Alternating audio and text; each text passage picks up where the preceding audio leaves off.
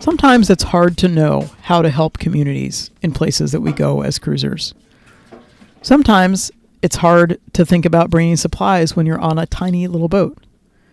What if I told you there was a great organization that actually helps you on a small boat make a small difference with small amounts of stuff that you can take no matter the size you've got? Hi, I'm Nika Waters, and welcome to the Boat Galley Podcast. I'm talking about Hope Fleet today, and maybe, just maybe, if you're headed to the islands, you also might be able to help with one of their projects. Today's episode of the Boat Galley Podcast is sponsored by MantisMarine.com, maker of the Mantis Anchor, now available in models with and without a roll bar. Proven to set reliably in the most challenging bottoms, the Mantis Anchor digs like no other, making anchoring safer and boating more enjoyable. Mantis Marine brings to market practical, durable, and affordable marine products, including anchoring gear, scuba diving accessories, a rechargeable waterproof headlamp for hands-free lighting, and solar charging nav lights. Visit MantisMarine.com and see for yourself. A couple of years ago, in October 2023 at the Annapolis Boat Show, I walked over to go see my friend Carrie Gonzalez at her AMG insurance booth. She was chatting with this guy wearing a t-shirt that said Hope Fleet, and he was kind of soft-spoken, a little bit of a beard, and with a little bit of prodding on Carrie's part, Tim, because that was the guy's name, Tim, he opened up about Hope Fleet was and how boaters can help. I'm sure I'm getting some of the details wrong, so if you know something different, please feel free to let me know. But as a basic gist of the whole thing, after one hurricane or some other in the Caribbean, a concerned boater wondered what he could do to help children, in particular children, who might not be getting essential supplies. These essential supplies might run from food. They also might include things like dental hygiene stuff, like toothbrushes, but they also might include things like school books and pencils. The original concept that this person had was to buy a big boat to carry lots and lots of goods to where they were needed. But this idea quickly morphed into using multiple smaller boats to each carry smaller amounts of stuff. I think they're still working on the idea of buying and fixing up a larger boat to serve as the main cargo ship. But meanwhile, cruising boats can help a lot. Cruising boats tend to go places that are a little bit more off the beaten path. We tend to be resourceful individuals with some free time on our hands, and the islands that we visit wind up getting a piece of our hearts.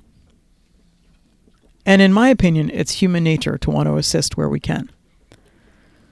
So as sailors on a very small boat, for us on Calypso, we're often left out of any conversation that involves carrying supplies for humanitarian missions.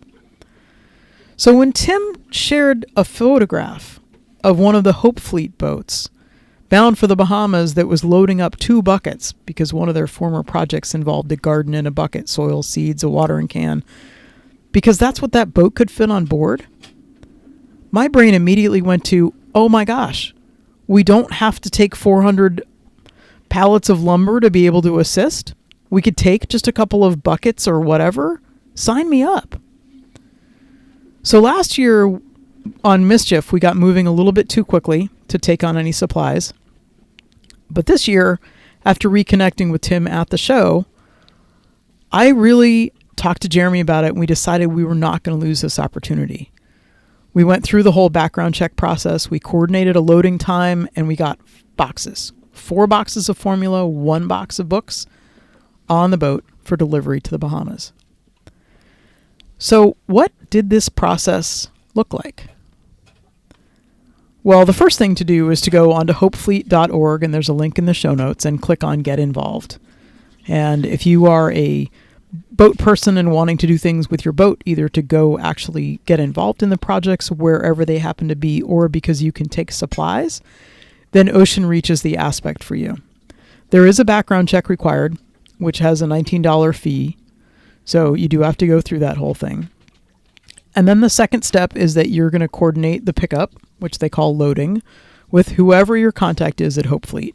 Ours was Tim, and Tim worked with us in terms of where we were located and what our timing was. It was easier for him when we could say, okay, well, here are a few days that might work, because some leeway around loading in terms of accordance with their logistics, because boy, there are a lot of logistics that I hadn't even realized until we spent some time talking to Danny, who was another officer of Hope Fleet, who was the one who was fine-tuning our loading. And he actually came to West Palm Beach at a prearranged time, and one that actually worked with our schedule. He brought the van. We walked out with him to the van, and we all carried as many boxes as we thought we could carry on the boat. And then we all took the boxes to the dinghy. And it was really nice on a small boat to be thanked for what we could take, instead of feeling inferior because we can't take a lot. We don't have a lot of extra space. There's paperwork involved. Each box of supplies is associated with a certain project that Hope Fleet has officially coordinated on in the island or the country where you're going, where you choose to go. I mean, if you're on a cruising boat, you let them know where you're going, and so then they figure out what supplies are going to that spot. Each box has a number, and they carefully record that box number down, put it on an official manifest with information to share with customs when we clear in. And Hope Fleet absolutely encouraged us to open the boxes to check what's inside.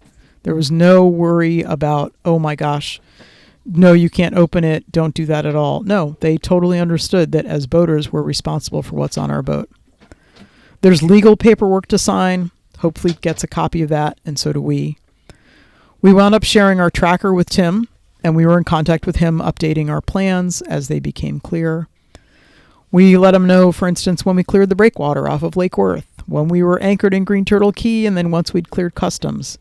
And meanwhile, he had been in touch with the Hope Fleet partner in the Bahamas and set up a WhatsApp group chat with us and Pastor Erlin and himself so that we could easily be in direct contact with the Bahamian on the ground. Handoff could not have been easier. We coordinated with Pastor Erlin on a dock where we could pull in for offloading. Pastor Erlin secured permission from the business where that dock was.